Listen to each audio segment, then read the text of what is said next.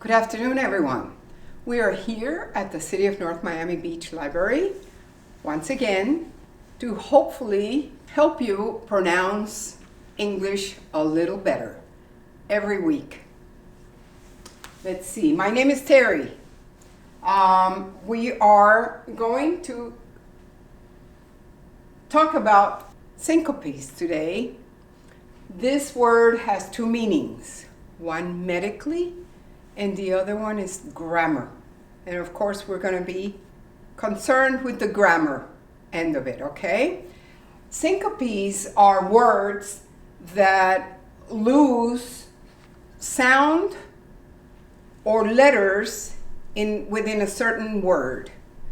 Those are syncopies, okay? For instance, these have two syllables. And I'm going to give you some examples that I'm sure you're very familiar with, words that are common. But when you pronounce them, we pronounce them here in a way that when you say it fast, it doesn't exactly spell every letter. And you'll see what I mean when I pronounce some of these. Like this. Chocolate. You don't say chocolate. You say chocolate. The O is omitted. It's two syllables, but you don't say chocolate, chocolate. That's how it's said here in the United States. The next word, which is a very common word, favorite. Favorite. You omit the O and you say favorite. Favorite. Probably, you omit this and you say probably. Memory. Memory. Memory. You don't really hear the O. Memory. Listening. This is an interesting word because it is a word that you omit the sound of the T, but this is actually the letter that is completely omitted, as in listening. You don't really say listening, or even less, you don't say listening, you say listening. You don't hear the T, and you don't hear the E. Listening. How about camera? You say camera. Camera. Completely omit the E. Catholic.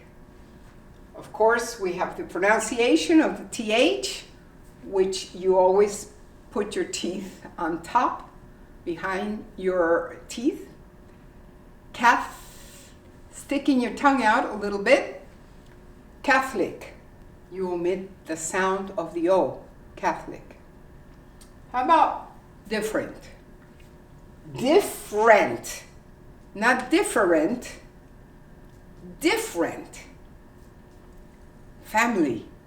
We all think it's all these words, they're so common and we hear them every day. Family. I spent the day with my family yesterday. You omit the I and you say family. Family. How about traveling? Traveling, it's pronounced traveling. Traveling. So these are all two syllables. How about some like these? 3 syllables. Actually, you don't say actually, you say actually. Actually. This is a long word, but it's comfortable. Comfortable. The O is silent completely. Comfortable. Comfortable. Comfortable. Vegetables. We bought a lot of vegetables at the market yesterday. We bought a lot of vegetables. You don't say vegetables, you say vegetables. Okay, here we go. Several. Several. You omit the E and you say several. Separate. How about that? This is a long word, but you completely omit the A and you say separate. Separate. Temperature. I know this is not an easy word, but you omit temperature. Here we go. Temperature. Temperature. Temperature. You got it? Repeat. Temperature. Temperature. Actually, comfortable, vegetable, several, separate, temperature. Natural would be another word. Natural. You omit the A. So right here we have one word with 4 syllables. It is interesting. But it's really interesting, the proper way to pronounce it. Sometimes, depending on the way it's worded in a sentence, you might say interesting if it's a question. Isn't that interesting?